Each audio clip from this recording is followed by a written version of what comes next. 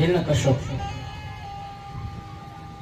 વિષ્ણુને મારી અને પોતાનો સહોદર હિરણાક્ષને જે ભગવાને પાતાળમાં માર્યો તો વરાહનું રૂપ ધારણ કરી એનો બદલો લેવા માટે થઈને તૈયાર થયો છે.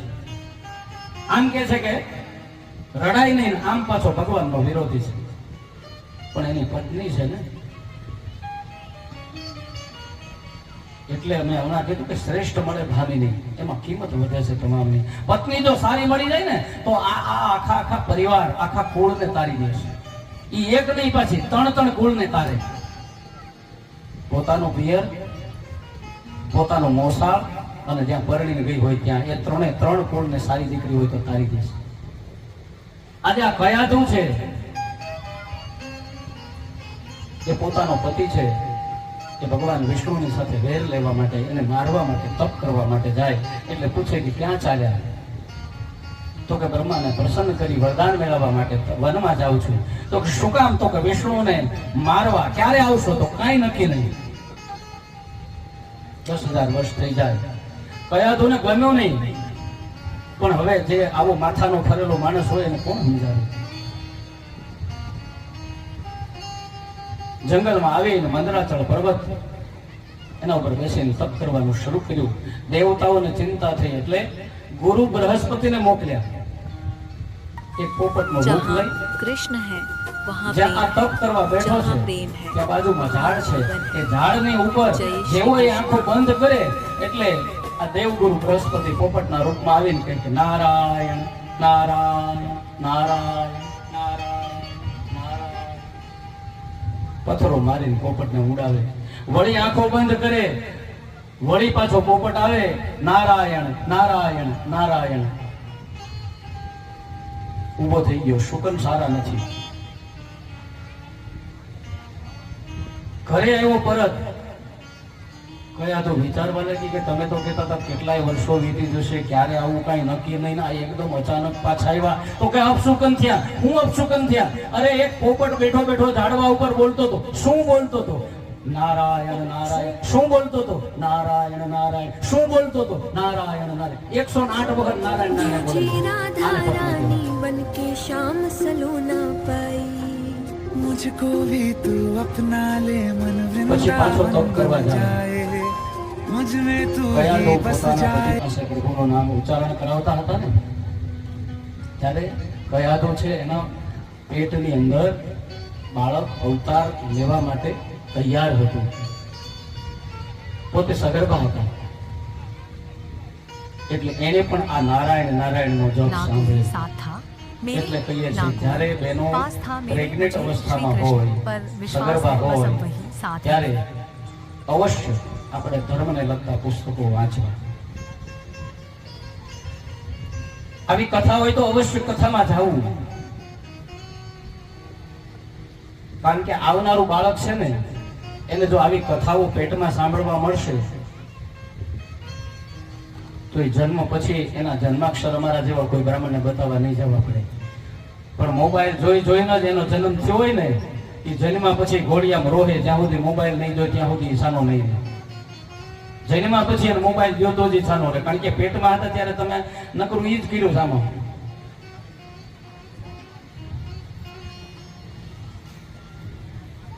અહીંયા કયાધુ પોતાના પતિની પાસે ભગવાનનું નામ લેવડાવે છે. એ સમયે એના ઉદરમાં બાળક જે ઉછરી રહ્યું છે એને પણ આ નારાયણનો જપ કર્યો છે.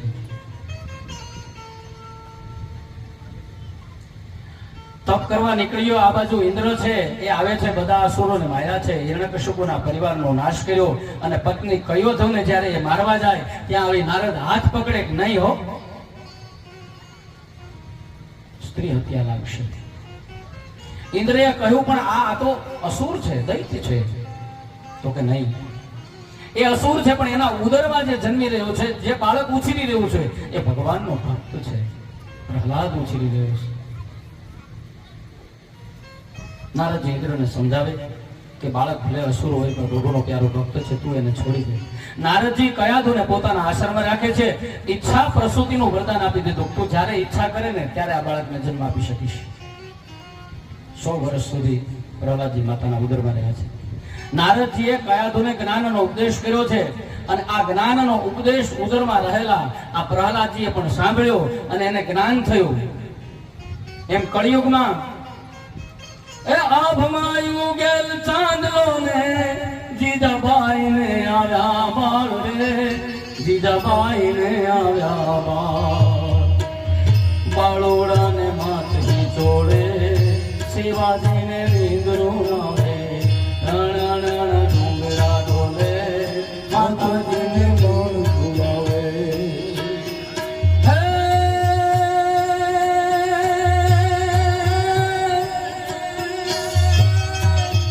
પેટના પોઢીને સાંભળેલી બાળ રામ લક્ષ્મણની વાત રે, બાળે રામ લક્ષ્મણની વાત. માતાજીને મુખ જે દીધી પોઢી એની ઊંઘ તે દીધી, માતાજીને મુખ જે દીધી પોઢી એની ઊંઘ તે દીધી. શિવાજીને નીંદરું નાવે માતાજી જપાઈ દિલાવે, શિવાજીને નીંદરું નાવે માતાજી જપાઈ સુનાવે.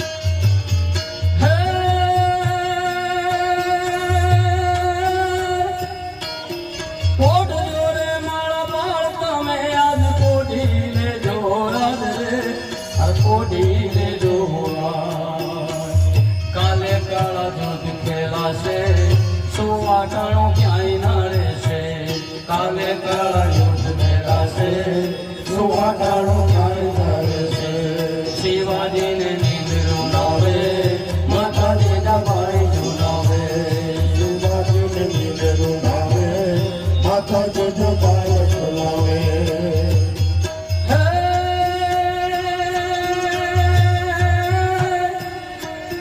દાવજો રે મારા પેટ તમે દાવી લઈ જોયા જ રે, શિવા દાવી લઈ જોયા. રહેશે નહીં ખાવા મુઠી દાનની વેળા, રહેશે નહીં ખાવા મોટી ધારની વેળા. શિવાજીને નીંદરું નાવે માતાજી જપાઈ સુનાવે. શિવાજીને નીંદરું નાવે માતાજી જપાઈ સુનાવે. આગળ ક્યાંય લેવા જવાની જરૂર નથી. આપણા દેશની અંદર આપણી માતાઓએ એવા બાળકોને જન્મ આપ્યો છે. જન્મ આપ્યા પછી પણ એ હાલરડા જે ગવાત હતા ને, હાલરડામાં પણ કિંમત હતી. અત્યારે તો ઓટોમેટિક ઘોડી આવી ગયા. બાળક રડવાનું શરૂ કરે એટલે ઘોડીઓ એની મેતે હલવા માંડે. અને સૌથી પહેલી મોટી વાત કે ઘોડિયાની અંદર હાલરડું નાખવા વાળી દાદી જ ગમતી નથી.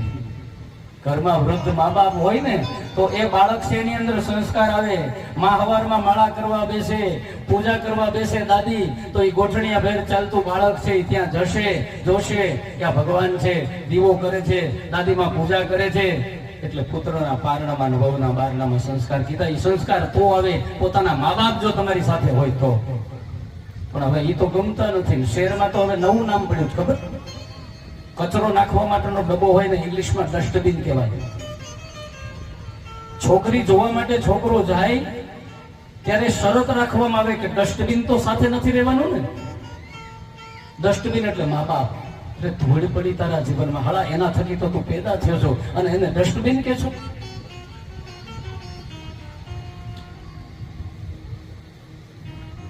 60-70 વર્ષના દાદીમાં હુંપડાની અંદર ઘરમાં તુવેર પાકી હોય તો કે મગ પાક્યા હોય તો એને સાફ કરતા જતા હોય, જમણો પગ લાંબો કર્યો હોય, ઘોડિયાની દોરી પોતાના અંગૂઠામાં ભરાવી હોય અને એ ધીમું ધીમું એ માં હાલરડું ગાતી હોય અને એ છોકરું હોઈ જાય ને એને જગાડવું પડે, એ ઉઠે નહીં એની હાથે. આ પ્રેમ હતો, ઊંઘાડવામાં એટલો પ્રેમ હતો. અને આજે એ કઈ રહ્યું જ નથી. બા તમને એમાં ખબર ન પડે, તમે તમારા રૂમમાં જ આવી હું હોવડાવી દઉં મારા છોકરા. પેલા ઘડીકી ડોશીના ખોળામાં દે, એના આશીર્વાદ મળશે ને તો તને હાચવશે એવો થાય, બાકી નહીતર તને નહીં હાચવે.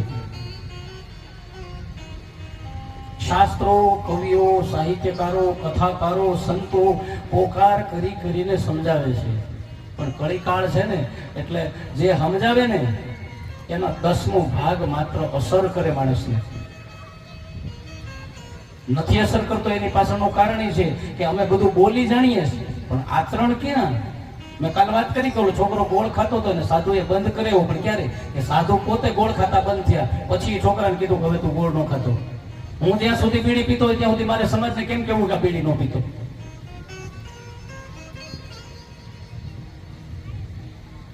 અઘરું છે. વધે જેવું વાણીમાં વર્તનમાં નહીં લેશ, વર્તનમાં હોય છે તો મટી જાય બધા ક્લેશ. કોઈ ક્લેશ નો છે. તમે જેવું બોલો છો એવું જ તમારું આચરણ હોય તો તમારા જીવનમાં કોઈ દી ઝઘડો નથી થવાનો. અહીંયા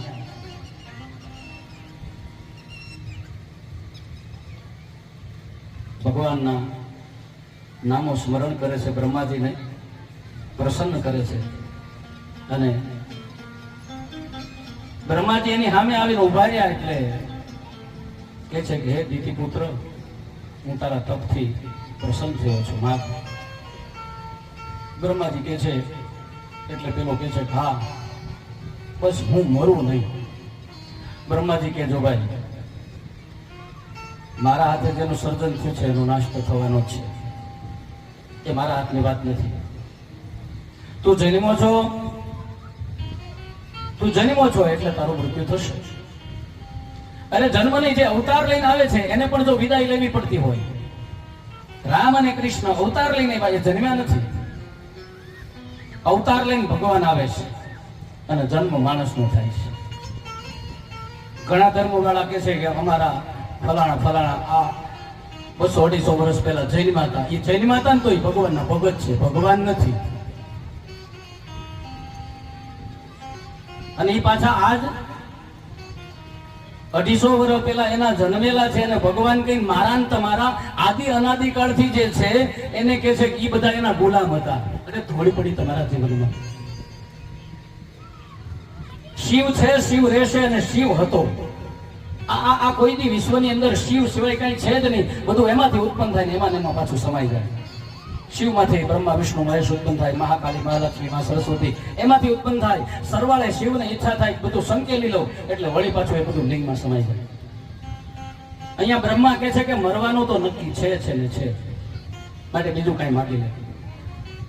હિરણ્યકશ્યપુએ શરતો મૂકી, રાત્રે ન મરું, દિવસે ન મરું, ઘરમાં ન મરું, બહાર ન મરું, લીલાથી ન મરું, સૂકાથી ન મરું, અસ્ત્રોથી ન મરું, શસ્ત્રોથી ન મરું, પશુથી ન મરું, પંખીથી ન મરું, ધરતી પર ન મરું, આકાશમાં ન મરું, માનવથી ન મરું, દાનવથી ન મરું.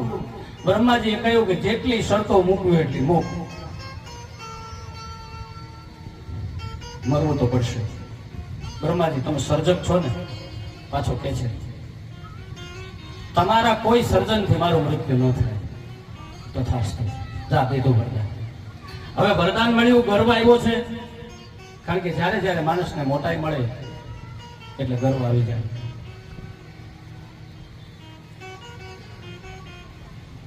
ભગવાનની ભક્તિ કરનારા લોકોને રોક્યા છે, યજ્ઞ આદિ બંધ કરાવ્યા છે, ધર્મને છિન્ન ભિન્ન કરી નાખ્યો છે. ધર્મ અને સંસ્કૃતિ રડતા રડતા ભગવાનની પાસે પહોંચ્યા. કયા તું ઘરે આવીને પ્રહલાદને જન્મ આપ્યો. પ્રહલાદ ધીમે ધીમે મોટા થવા લાગ્યા. શુક્રાચાર્યના પુત્ર ષંડ અને અમર્કના હાથમાં એને શિક્ષા માટે સોંપ્યા છે. પ્રહલાદ બહુ તેજસ્વી છે, થોડી બધી ઘણું બધું શીખી જાય છે. ગુરુ મહારાજ એકવાર કંઈ શીખવે અને તરત યાદ રહી જાય, પણ પ્રહલાદના માટે આ બધું તો ખોટું હતું. કારણ કે માનવ ઉદરમાં જ જે માણસ શીખીને બહાર આવ્યો છે એને આ બધું શીખવાની જરૂર નહોતી. પ્રહલાદે બધું તરત જ યાદ રહી જાય. ગુરુજી તેને આખો ક્લાસ સોંપે, એને મોનિટર બનાવી દીધો. એટલે પ્રહલાદજી શું કરે, ભણાવવાનું એક બાજુ મૂકી અને પોતે આખા ક્લાસને ભજન કરાવે. શ્રી કૃષ્ણ ચંદ્ર કૃપાલુ ભજમન નંદ નંદન સુંદરમ શ્રી કૃષ્ણચંદ્ર કૃપાલો ભજન નંદન સુંદર શરણ શરણ ભયહરણ આનંદ ધન રાધાવરમ શરણ શરણ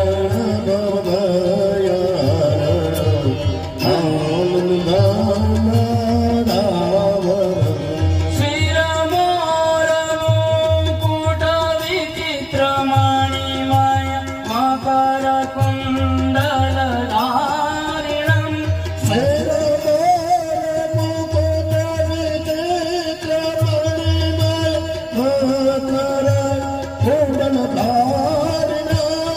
મુખચંદ્ર દેતે નખ ચંદ્ર દેતે પુષ્પિત નિકુંજ વિહારણમ શ્રી ચંદ્ર કૃપાલો ભજન નંદન સુંદર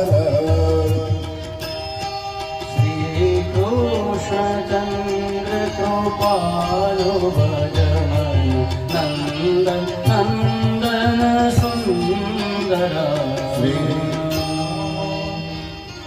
પ્રહલાદજી હરિનું સંકીર્તન કરાવે છે. બાળકોએ કીર્તન સાથે નર્તક પણ કર્યું છે. બહુ આનંદ થયો.